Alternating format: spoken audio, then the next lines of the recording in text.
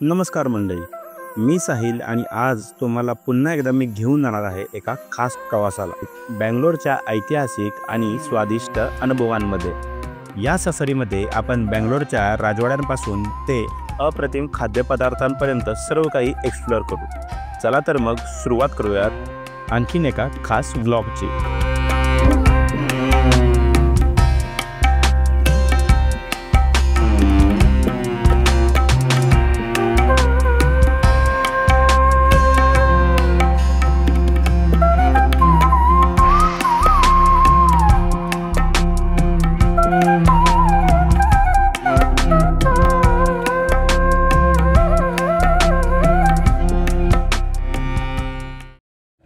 आता आम्ही आलो आहे बेंगलोरमध्ये। साधारणपणे 11:30 वाजता आम्ही मैसूरमधून निघालो आणि आता वाजलेले 1 आणि बेंगलोरमध्ये आता बेंगलोर पॅलेसच्या इथे आम्ही पोहोचलेलो आहे।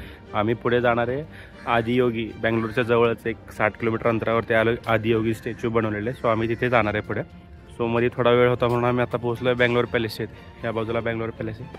आता एक्सप्लोर करूयात बेंगलोर पॅलेस, काय बघण्यासारखे ते बघूयात आणि निघूयात पुढच्या प्रवासाला। आमच्या या भटकंतीची सुरुवात बेंगलोर पॅलेसपासून झाली। हा राजवाडा 1878 साली बांधला गेला होता। इंग्लिश ट्युडर शैलीतील हा पॅलेस बेंगलोरच्या प्रमुख आकर्षणांपैकी एक आहे।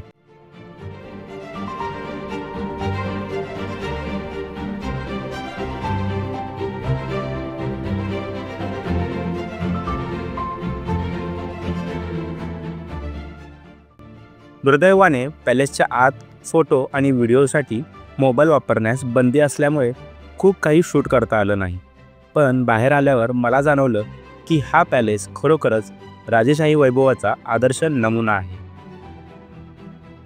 सो आता जस्ट आम्ही बेंगलोर पॅलेसमधून बाहेर आलो। तर तुम्ही बेंगलोरमध्ये असाल नक्की या ठिकाणाला नक्की तुम्ही भेट द्या बेंगलोर पॅलेसला। वडियार घराण्याबद्दल तुम्हाला इथे माहिती मिळतेच, पण तुम्हाला आणखीन इतिहास वडियार फॅमिलीचा तसेच मैसूर आणि बेंगलोरचा इतिहास तुम्हाला इथे ऐकायला मिळतो असं मी म्हणतोय, कारण की त्या आतमध्ये ना फ्री ऑडिओ गाईड आहे। वडियार फॅमिलीच्या अंडर हे पॅलेस आहे। वडियार या नावाचा अर्थ असा होतो की स्वामी, मालक किंवा राजे, तर असा या वडियार या शब्दाचा अर्थ आहे। सो अशीच बरीचशी माहिती तुम्हाला इथे आतमध्ये मिळते। आणि मेन म्हणजे ज्यावेळेस तुम्ही ते ऑडिओ गाईड ऐकत असता तर तुम्हाला इमॅजिनरी व्हिज्युअल तुमच्या डोळ्यासमोर येत असतं। या पॅलेसचं बांधकाम चामराजेंद्र वादियार यांनी केलं होतं आणि हे ठिकाण राजघराण्याचं वास्तव्य सुद्धा होतं। असे मानले जाते की चामराजा वादियार यांना विंडसर कॅसेल आणि इंग्लंडच्या इतर संरचनांमध्ये याची प्रेरणा मिळाली असावी।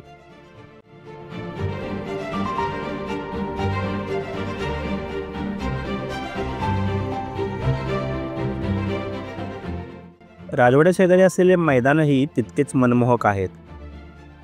बेंगलोर पॅलेसच्या सुंदर अशा भटकंतीनंतर आम्ही आमचा पुढचा प्रवास बेंगलोरजवळील असलेल्या आदियोगीच्या दिशेने सुरू केला।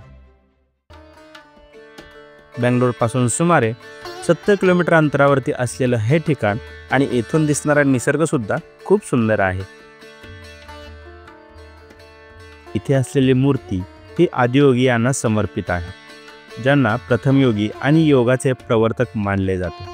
लोकांना योगाचा सराव करण्यासाठी आणि त्यांच्या सर्वोच्च क्षमतेची जाणीव करण्यासाठी तसेच प्रेरित करण्यासाठी हे डिझाईन केले आहे।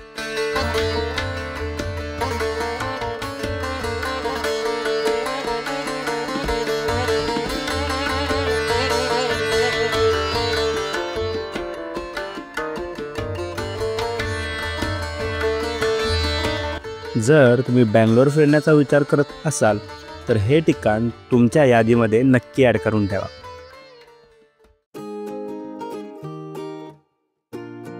तर आमचा आज बेंगलोरमधील आणि या प्रवासाचा शेवटचा दिवस होता, परंतु माझा ट्रॅव्हल पार्टनर अभिषेकची तब्येत बिघडल्यामुळे रॅपिडोच्या 2 व्हीलरवरून फिरण्याचा निर्णय केला।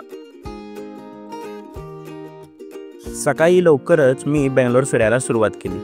माझा पहिला स्टॉप होता विद्यार्थी भवन। विद्यार्थी भवन हे 1943 मध्ये सुरू झालेलं साऊथ इंडियन नाश्त्यासाठीचं प्रसिद्ध ठिकाण आहे। इथलं पारंपरिक वातावरण आजही टिकून आहे। असे म्हटले जाते की विद्यार्थी भवन हे प्रामुख्याने विद्यार्थ्यांसाठी सुरू करण्यात आले होते, त्यामुळे त्याचे नाव विद्यार्थी भवन असे ठेवण्यात आले आहे। आज याची लोकप्रियता इतकी वाढली आहे की सर्वच नामांकित व्यक्ती आणि इतर व्यक्तींना सुद्धा हे ठिकाण अगदी प्रिय आहे। इथे नेहमीच गर्दी असते। जर तुम्ही ग्रुपमध्ये असाल तर इथे तुम्हाला कमीत कमी 1.5 ते 2 तास लाईनीमध्ये उभं राहावं लागेल। मी एकटा झाल्यामुळे मला इथे 10 मिनिटांच्या आत बसण्यासाठी जागा मिळाली। इथे मी त्यांचा डोसा, शिरा आणि फिल्टर कॉफी ट्राय केली आणि त्यांची चव खरंच अप्रतिम आहे।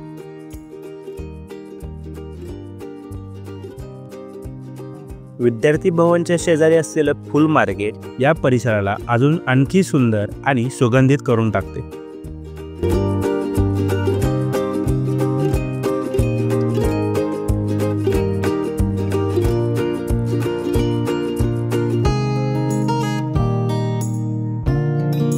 विद्यार्थी भवन पासून मी पुढे टिपू सुलतान समर पॅलेसच्या दिशेने निघालो। हे अंतर खूप कमी होतं, सो मी चालत जाण्याचा निर्णय घेतला। या निमित्ताने या शहराची थोडीफार भटकंती सुद्धा करता येईल।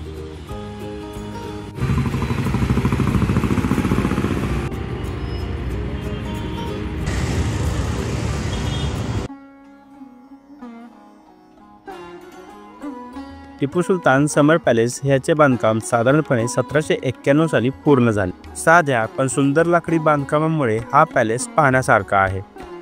पॅलेसच्या शेजारी असलेलं मंदिराचे गोपुरम खूपच भव्य दिसतात आणि त्यात एक वेगळी शांतता आहे। हा पॅलेस दुहेरी मजल्याचा असून आयताकृती आकाराचा आहे।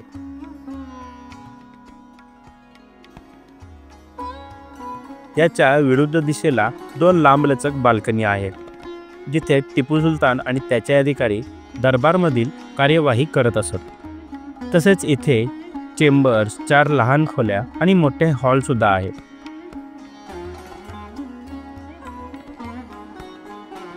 इंडो इस्लामिक शैलीच्या या राजवाड्याच्या आतमध्ये एक संग्रहालय सुद्धा आहे, ज्यामध्ये अनेक कलाकृती आणि त्यांच्या कामगिरीचे प्रदर्शन आहे।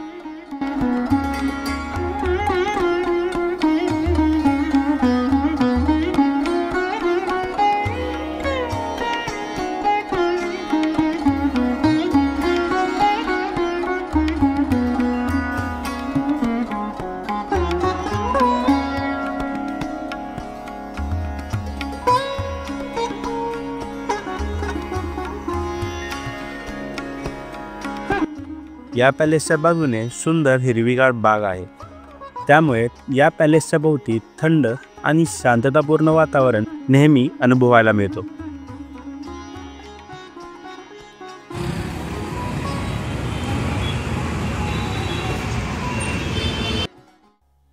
यानंतर मी गेलो बँगलोर किल्ल्याला, जो बँगलोरच्या मध्यवर्ती भागामध्ये आहे।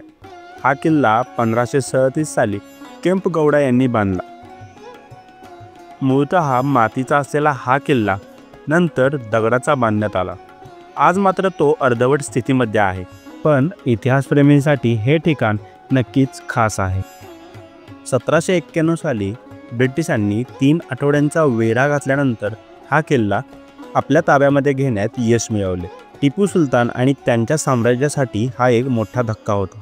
असे म्हणले जाते की ही त्यांच्या कारकिर्दीच्या समाप्तीची सुरुवात होती। अखेरीस 1799 मध्ये चौथ्या अँग्लो-मैसूर युद्धामध्ये त्यांची राजधानी श्रीरंगपटना येथे ते मारले गेले। इंग्रजांनी किल्ला आपल्या ताब्यामध्ये घेतला आणि त्याचा लष्करी तळ तसेच तुरुंग म्हणून वापर केला। त्यांनी दिल्ली दरवाजा आणि राजवाड्याचा काही भाग वगळता किल्ल्यातील बहुतेक वास्तू पाडल्या आहेत। 1947 पर्यंत म्हणजेच भारताच्या स्वातंत्र्यापर्यंत हा किल्ला ब्रिटिशांच्या ताब्यामध्ये होता। त्यानंतर हा किल्ला भारतीय पुरातत्व सर्वेक्षण विभागाकडे सुपूर्द करण्यात आला।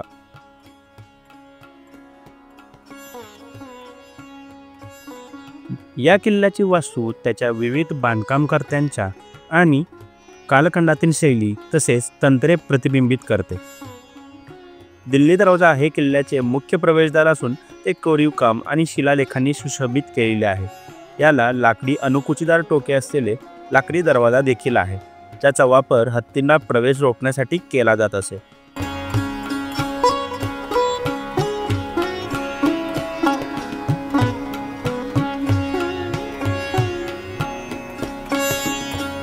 बँगलोर किल्ल्याच्या कामाची सुरुवात ही विजयनगर साम्राज्याचे मालक म्हणजे बँगलोरचे संस्थापक केंपागौडा यांच्या कारकिर्दीमध्ये 1537मध्ये मातीचा किल्ला म्हणून झाली. साधारणपणे 1761मध्ये हैदर अली यांनी या मातीच्या किल्ल्याचे रूपांतर दगडी किल्ल्यामध्ये केले. 18व्या शतकाच्या उत्तरार्धात टिपू सुलतानने या किल्ल्यामध्ये आणखीन काही सुधारणा केली आणि साधारणपणे 1791मध्ये ज्यावेळेस अँग्लो म्हैसूर वॉर झाला त्यावेळेस या किल्ल्याचे नुकसान झाले.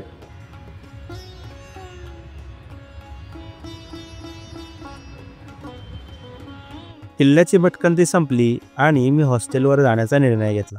पावसाचं वातावरण झाल्यामुळे मी लगेच रॅपिडोवरून बाईक राईड बुक केली आणि हॉस्टेलवर पोहोचलो.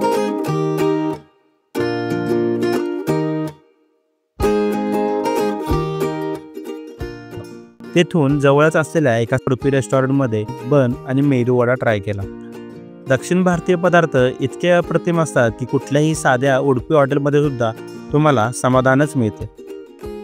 यानंतर मी पुन्हा हॉस्टेलवरती पोहोचलो आणि पावसाला सुरुवात झाली. रात्री आम्हाला काहीतरी नवीन ट्राय करायची इच्छा होती. सो संध्याकाळी पाऊस पडत असताना सुद्धा आम्ही तिथे शेजारीच असलेल्या ट्रफल्स या ठिकाणी पोहोचलो. हे ठिकाण त्यांच्या बर्गर आणि डेझर्टसाठी प्रसिद्ध आहे. मी त्यांचा एक युनिक व्हेज बर्गर घेतला आणि डेझर्ट ट्राय केला. ट्रेस लेचेस हा जो डेझर्ट होता तो माझा पर्सनल फेवरेट आहे.